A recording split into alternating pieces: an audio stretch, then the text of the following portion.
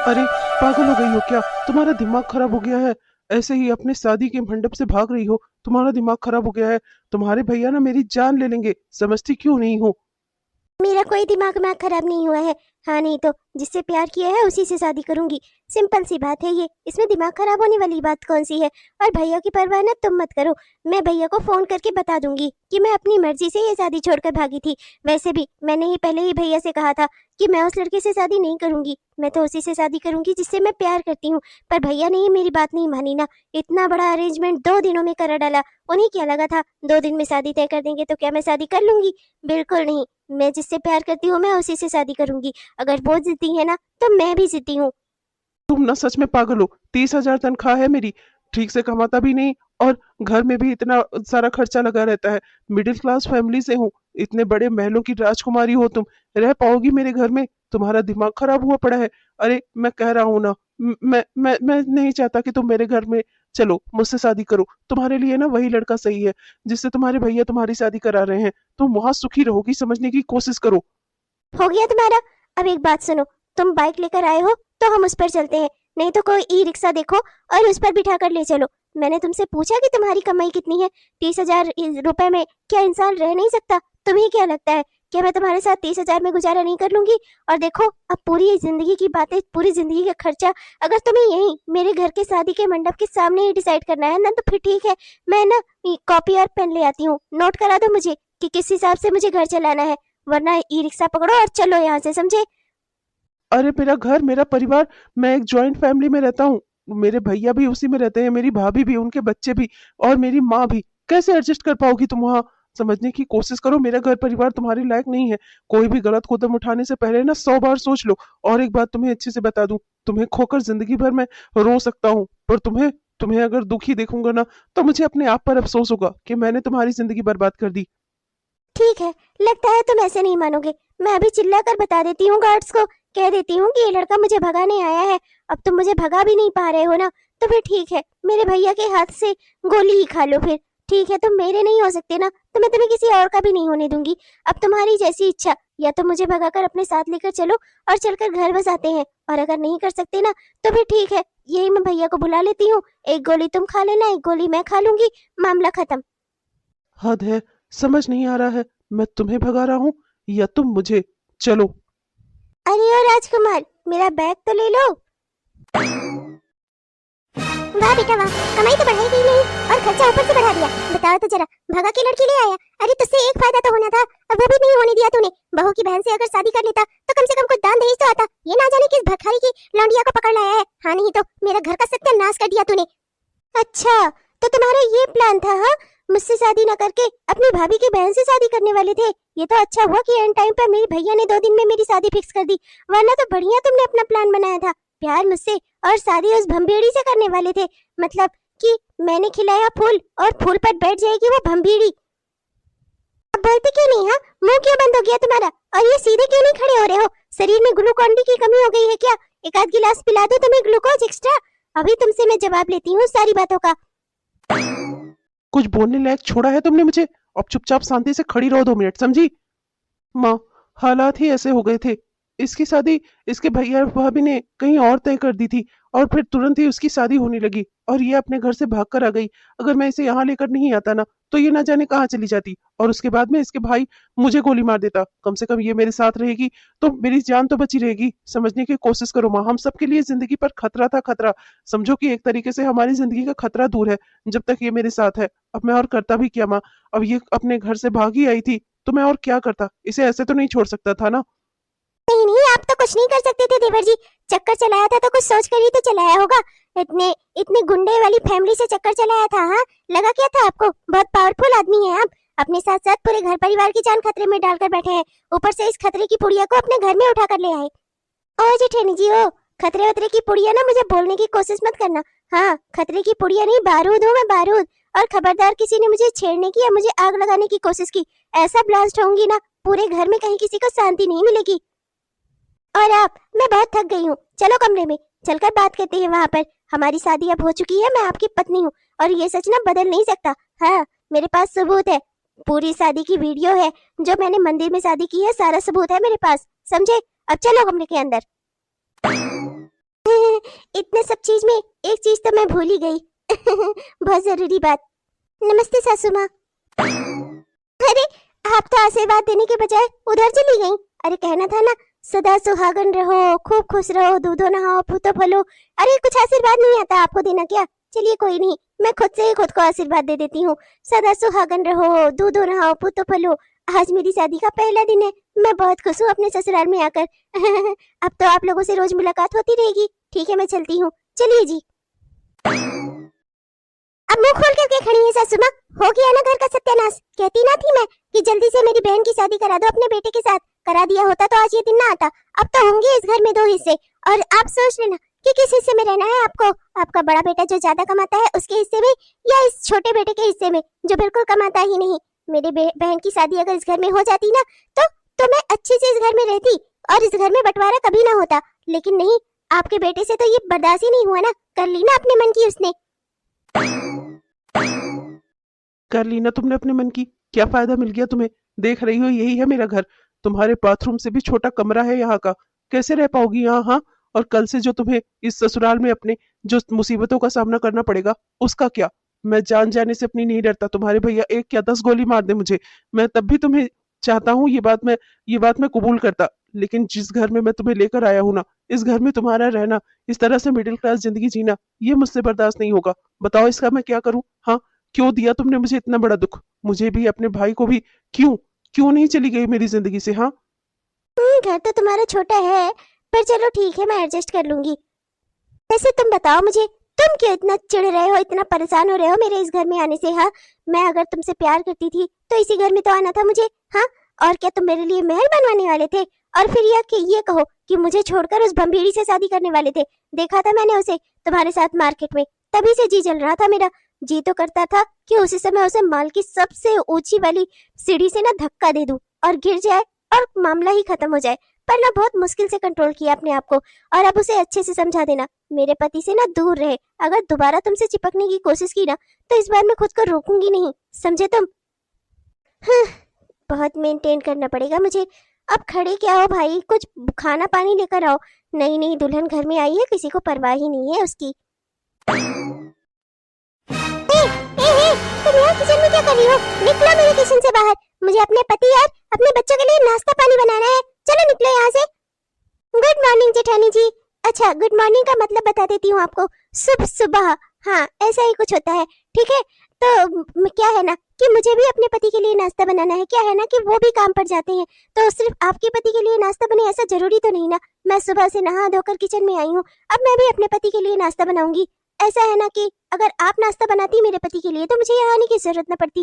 पर कोई बात नहीं, आप नहीं बना रही हैं तो मैं ही बना देती हूँ। मुझे अच्छे से पता है मेरे पति सुबह खाली पेट ही निकलते हैं, क्योंकि आपके पास समय नहीं होता ना उन्हें नाश्ता बना कर देने के लिए। पर अब ना इस चीज की कोई दिक्कत नहीं होने वाली। अब मैं आ गई हूँ ना, तो मैं उनके लिए और अपने लिए नाश्ता बना लूंगी। आप अपना रुक कर आइएगा किचन में। हे देखो, मुझसे ना ज्यादा मुंह तोड़ी करने की जरूरत नहीं है। मैं तुम्हें एक बात अच्छे से समझा दूं, ये टाइम मेरा है और मेरे बच्चों को स्कूल जाना है। अभी अभी के अभी निकलो किचन से बाहर। अभी मैं अपने पति और अपने बच्चों के लिए नाश्ता बनाऊंगी, माँ जी के लिए नाश्ता बनाऊंगी। चलो जाओ यहाँ से। तुम अपना और अपने पति का हिस्सा ना बाद में बनाना। ऐसा है जेठानी जी, अगर इस घर में नाश्ता बनेगा ना तो पहले मेरे पति का भी बनेगा। अगर आप उनका नाश्ता बना देती, मेरा नाश्ता बना देती, तो मुझे ये सब करने की जरूरत न पड़ती। पर पहले किचन में मैं आई हूँ तो पहले तो मैं ही नाश्ता बनाऊंगी। और अगर आपने मुझसे झगड़ा करने की कोशिश की तो मैं आपको एक बात और बता दूं, सिर्फ मेरे भैया ही बंदूक चलाना नहीं जानते, मैं भी जानती हूँ। बहुत परेशान किया है तुम लोगों ने मेरे पति को। मैं अच्छे से जानती हूँ जेठानी जी तुम्हारे बारे में। तुम सारे बारे में हर एक चीज सुन चुकी हूँ। पर अब ना तुम ये मत समझना कि वो अकेले हैं। अब उनके साथ देने के लिए ना मैं आ गई हूँ इस घर में। अब मेरे पति भूखे पेट नहीं रहने वाले। अब ऐसा है मम्मी जी, इस घर में अब बंटवारा होकर रहेगा। वैसे भी 2 म्यान में एक तलवार नहीं रह सकती। हाँ, अच्छे से समझ लो आप। अब ना मैं इस घर में इस छोटी बहू के साथ नहीं रह सकती। बात बात पर मुझे गोली मारने की धमकी देती है ये, और मैं इसके साथ एक छत के नीचे नहीं रह सकती। अब 1 म्यान में 2 तलवार होती है भाभी। अच्छे से कम कहावत बोलना तो सीख लो। मुझे तो लगा था कम से कम 5वीं तो पास की ही होगी आपने, पर लगता है कि उसमें भी मन नहीं लगा आपका। वो क्या समझेगी, तू समझ ले। पहले मेरा बड़ा बेटा और उसके बच्चों का खाना बनेगा और हमारा नाश्ता बनेगा। तुम्हारा पति कम कमाता है तो उसका नाश्ता बाद में बनेगा, तुम उसका नाश्ता बाद में बनाओगी। जो कम कमाने वाले के साथ ब्याह कराई है ना, उसे उसी हिसाब से एडजस्ट करना होगा, समझी तू? ये कौन सा नियम हुआ माँ जी? जब घर के सारे खर्चे में मेरे पति बराबर का कंट्रीब्यूशन करते हैं तो फिर उससे क्या मतलब हुआ कि वो कम कमाते हैं? अरे जितना भी कमाते हैं इस घर में खर्चे के लिए तो देते हैं ना, तो उनका भी अधिकार है इस घर में खाने पीने का। आप लोगों ने उनके साथ हमेशा ही गलत किया है, मैं शुरू से जानती हूँ ये सब कुछ, मुझे हमेशा से पता था। और अब लेकिन मैं इस घर में आ गई हूँ, अब आप लोगों की ये मनमानी नहीं चलेगी। अच्छे से समझ लीजिए, नाश्ता बनेगा तो या तो पूरे परिवार के लिए बनेगा और या फिर मेरे पति के लिए और मेरे लिए बनेगा। ये घर मेरा है, इस घर की मालकिन मैं हूँ, तू नहीं, समझी? यहाँ तेरे रूल नहीं चलेंगे। अरे अब क्या हो गया, सुबह सुबह घर में क्लेश, अब क्या किया तुमने? नहीं, अब बस बहुत हो गया। हम तेरी बीवी के साथ नहीं रह सकते। इसे शादी करके आए हुए अभी सिर्फ 2 दिन ही बीते हैं और अभी से घर में ये हाल है। एक बात तो अच्छे से समझ ले, तू अपना कम कमा ना कमा जैसे भी रहना हो रहा है, पर मेरे घर में नहीं। मेरे घर में ना अब तू नहीं रह सकता, बस बहुत हो गया। इसे लगता है कि हम लोग तेरे साथ भेदभाव करते हैं ना, तो ये तेरे साथ अच्छे से पेश आएगी, इसी के साथ रह ले तू। शिवानी, क्या है ये सब? रवि जी, मैं कुछ गलत नहीं कह रही। इस घर में ऐसा क्यों भेदभाव होता है? नाश्ता तो घर परिवार में सभी के लिए एक समान बनना चाहिए ना। फिर ये क्या बात हुई? पहले बड़े भैया, उनके बच्चों का, भाभी का और माँ जी का बनेगा, आपका नहीं, बस इसलिए क्योंकि आप कम कमाते हैं। माँ कब से अपने बच्चों की कमाई देखने लग गई? मैंने तो आज तक यही सुना था कि बीवियां कमाई देखती हैं, पर माँ तो बच्चे का पेट देखती है। पर आपकी माँ को मैंने पहली बार देखा है, ऐसी माँ जिन्हें अपने बच्चे के खाने पीने से कोई लेना देना ही नहीं है। माँ, इसकी ओर से मैं आपसे माफी मांगता हूँ। आप जाने दो इसे। माफी गई भाड़ में, मुझे इसके साथ रहना ही नहीं है। और तू इसे ब्याह करके लाया है ना, तो तू भी इसके साथ निकल जा, क्योंकि तू तो इसे अकेला छोड़ नहीं सकता था ना, इसीलिए तो तूने इससे शादी कर ली। मैंने सोचा था बहू की बहन से शादी करेगा तो मेरा घर परिवार एक रहेगा, पर नहीं, तुझे तो अपने मन की करनी थी ना, कर ली ना अपने मन की, अब जी भी ले अपने मन की। वैसे भी मेरा बड़ा बेटा कब तक तेरा खर्चा उठाएगा, तेरा, तेरी बीवी का और उसके बाद तेरे बच्चों का भी। अब अपना खुद से जो करना हो कर, मेरे घर से निकल जा बस। घर तो ये भी सुंदर है, वाह कितना खूबसूरत है। इसे ना मैं अपने हाथों से रंगाई पुताई कर सकती हूँ इसमें। हाँ, खूब सुंदर सी रंगोलियां बनाऊंगी, पेंट से डिजाइन बनाऊंगी, कितना सुंदर है ये। सुबह मटका उठाऊंगी, कुएं पर जाऊंगी पानी लेने, वाह। तुम खेतों में काम करना, फिर मैं तुम्हारे लिए ना रुमाल में रोटी और प्याज रख कर लेकर आऊंगी, वाह क्या फीलिंग है। हो गया तुम्हारा, हो गया, कर लिया ना अपने मन की। जब जो करना चाहती हो वही करती हो, किसी और की नहीं सुनती। महलों की राजकुमारी थी, सोचा था कम से कम मेरे घर में बहुत हजारों दिक्कतें हैं, लेकिन कम से कम कुछ मूलभूत सुविधाएं तो है उस घर में। अच्छा खासा उस घर में रह रही थी, लेकिन तुमसे नहीं बर्दाश्त हुआ, कर लिया ना झगड़ा सबसे, और एक स्टेप और नीचे आ गई। अच्छा खासा घर से निकलकर पक्के और आ गई इस झोपड़पट्टी में। अभी भी तुम खुश हो? अरे तुम जैसी तो मैंने औरत नहीं देखी। अरे औरतों को अच्छी सुख सुविधाएं चाहिए होती हैं, अच्छा घर चाहिए होता है। तुम पहली ऐसी औरत हो जिसे मैं देख रहा हूँ जिसे झोपड़पट्टी भी अच्छी लग रही है। समझ नहीं आता कि क्यों। तुम ये हर वक्त इतना नाराज क्यों रहते हो? जिंदगी को पॉजिटिव तरीके से देखना चाहिए ना, जो भी मिले उसी में खुश होना चाहिए। जितना भी मिलता है ना जिंदगी में, उतना ही अच्छा होता है। और जिंदगी में ना बेहतर पल आए, ये अच्छी बात होती है। ये नहीं कि बहुत सारी सुविधाएं हो और खुशियां जी रहो। सोचो अगर मैं किसी और से शादी कर लेती, जिंदगी भर फूट फूट कर रोते रहते और उस बम्भीड़ी के साथ ना अपनी जिंदगी बिता रहे होते और मर मर कर जी रहे होते, कोने कोने बैठकर गाने गा रहे होते। मेरा तो दिल टूट गया, मेरा तो प्यार चला गया, मैं क्या करूं, मैं अकेला रह गया। सोचो मैंने कितना बड़ा एहसान किया तुम पर, तुम्हारी जिंदगी में खुशियां लेकर आई, वो भी बिना तुम्हारी मर्जी के, और तुम हो कि हरदम मुझे ही कोसते रहते हो। हाँ नहीं तो हम तुम्हारे लिए, तुम हमारे लिए, हम तुम्हारे लिए, तुम हमारे लिए, फिर जमाने का क्या है, हमारा न हो आपके प्यारे का, जो मिले आसरा, आपके प्यारे का जो मिले आसरा, फिर खुदा का भी बेशक सहारा न हो।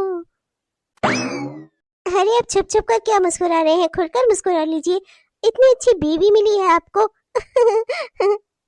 नहीं तो मैं थोड़े ना मुस्कुरा रहा हूँ, तुम्हें ना मैं हर वक्त बस खुशी देखता हूँ। हाँ नहीं तो। बुद्धू राम गए अपना। अब मुझे ही देखना होगा कि मुझे क्या करना है और कैसे करना है। ऐसे तो हमारी जिंदगी कटने से रही, अब घर भी नहीं रह गया और ये जो झोपड़ी मिली है वो भी किराए की है। कुछ ना कुछ इंतजाम तो करना ही होगा, ऐसे तो जिंदगी नहीं बिता सकती। अपनी सास को, जिठानी को, अपने भैया और भाभी को ऐसे ही तो नहीं जीतने दे सकती। हर कोई यही कहता था कैसे रहोगी तुम इस आदमी के साथ, अब तो मैं रह कर दिखाऊंगी। अरे मैं आ रहा था तो मैंने देखा यहाँ से छोटे छोटे से बच्चे जा रहे थे। क्या तुम तुम उन्हें ट्यूशन पढ़ा रही थी? और नहीं तो क्या। देखो मुझे ज्यादा कोई काम आता तो है नहीं, पर पढ़ाई लिखाई तो मैंने की है ना, तो उसका फायदा किसी को तो मिलना चाहिए। और इस गांव में स्कूल बहुत दूर दूर है। बच्चे स्कूल तो जाते हैं, पर उन्हें घर में भी तो किसी की हेल्प चाहिए होती है। उनके मम्मी पापा, घर में कोई पढ़ा लिखा तो होता नहीं है, तो मैं हूं ना उनकी मदद करने के लिए। और मैं ना इसके लिए बस वाजिब सी मिनिमम सी फीस लेती हूँ, समझे तुम? वो मिनिमम सी फीस ही ना मेरे लिए बहुत है। और हाँ, मैंने ना कुछ पैसों का इंतजाम किया है। तुम ना जाकर 2 गाय खरीद लाओ। मैंने ना कुछ और भी सोचा है। मैंने ना मैंने ऑर्गेनिक खेती पर रिसर्च किया था, वो किस दिन काम आएगा। तो मैंने ना कुछ पैसों का इंतजाम किया है। आप बस खेती के लिए थोड़ी सी जमीन कहीं से मुझे दिला दीजिए, तो मैं उस पर ना ऑर्गेनिक खेती करूंगी और इसी गांव में गांव वालों को ही अच्छी और सस्ती और ताजी सब्जियां बेचूंगी। इससे ना हमारा बिजनेस आगे बढ़ेगा। धीरे धीरे हम स्टेबिलिटी हमें आएगी और हम उसके बाद ना एक बड़ा घर ले लेंगे। ऑर्गेनिक खेती? वैसे आइडिया बुरा नहीं है तुम्हारा, अच्छा ही है। ठीक है, मैं कोशिश करता हूँ कहीं से कहीं उधार उधार पे ही कोई जमीन दिला देता हूँ। शुरुआत में तो इतना मुनाफा नहीं होगा, पर धीरे धीरे करके देखना, एक दिन हम अपनी जमीन भी खरीद लेंगे। पेड़ पौधों का शौक तो मुझे भी है। पर मैं उतना खेती वेती के बारे में जानता नहीं, तुम्हारी जितनी पढ़ाई नहीं की है ना। तो मतलब कि आ गया वो दिन, मतलब कि जब आप खेतों में काम करेंगी, मैं रुमाल में रोटियां रखकर, प्याज रखकर, बांध कर सर पर लेकर आऊंगी वहां खेत में, और हम दोनों खेत में एक दुपट्टा बिछाकर उस पर बैठेंगे और साथ में एक दूसरे के खाना खाएंगे। वाह, खेत की सुगंधित हवाएं चलेंगी, ठंडी ठंडी सी, खेत का हरा भरा माहौल। क्या समय आ गया, जैसा मैंने सोचा था बिल्कुल वैसा ही होगा सब कुछ। पागल। देखो ना, पूरे 6 सालों की मेहनत में तुमने क्या से क्या बना दिया। कहाँ हमारे पास रहने को घर ही नहीं था, और तुम्हारे उस ऑर्गेनिक खेती वाले आइडिया ने देखो हमें कहाँ से कहाँ लाकर खड़ा कर दिया। क्या कुछ नहीं किया तुमने। ऑर्गेनिक खेती की, बच्चों को ट्यूशन पढ़ाया।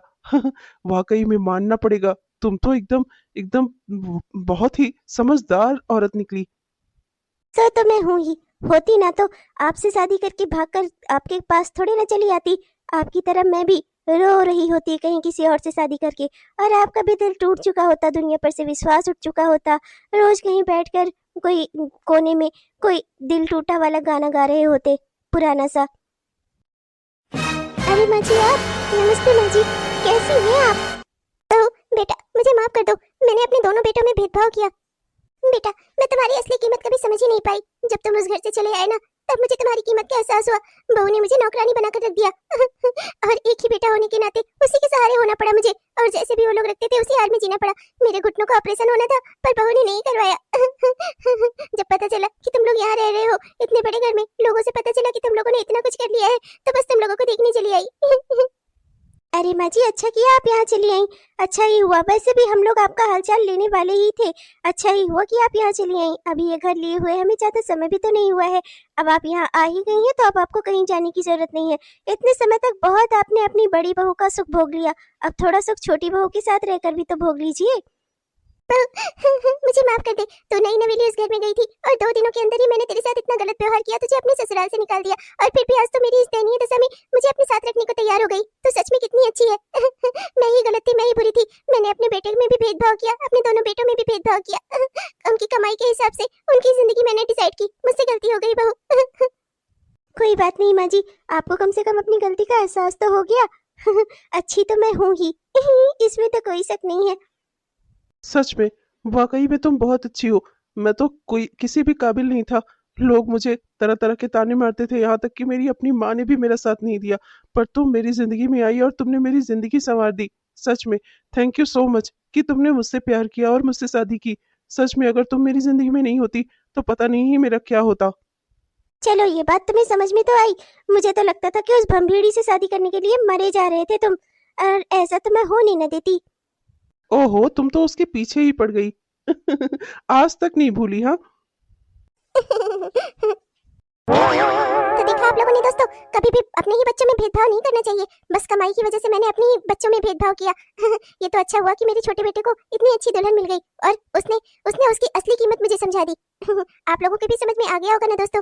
तो दोस्तों इसी सोच के साथ मैं लेती हूँ आप लोगों से विदा। मिलूंगी कल आपको एक नई वीडियो के साथ, एक नई कहानी में। तब तक के लिए बाय बाय। और हाँ दोस्तों, एक सबसे जरूरी बात, आपने हमारा यह वीडियो पूरा देखा इसके लिए आपका दिल से बहुत बहुत धन्यवाद। वीडियो अगर पसंद आया हो तो कृपया वीडियो को लाइक जरूर करिएगा, अपने दोस्तों को, रिश्तेदारों को वीडियो को शेयर भी जरूर करिएगा। और हाँ दोस्तों, अपने प्यारे प्यारे से कमेंट्स ना हमें जरूर लिखिएगा। आपके प्यारे प्यारे कमेंट्स का ना हम दिल से इंतजार करते हैं दोस्तों। अब तब तक के लिए मैं चलती हूँ, मिलूंगी आपको कल एक नई कहानी के साथ, एक नए वीडियो में। तब तक के लिए बाय बाय।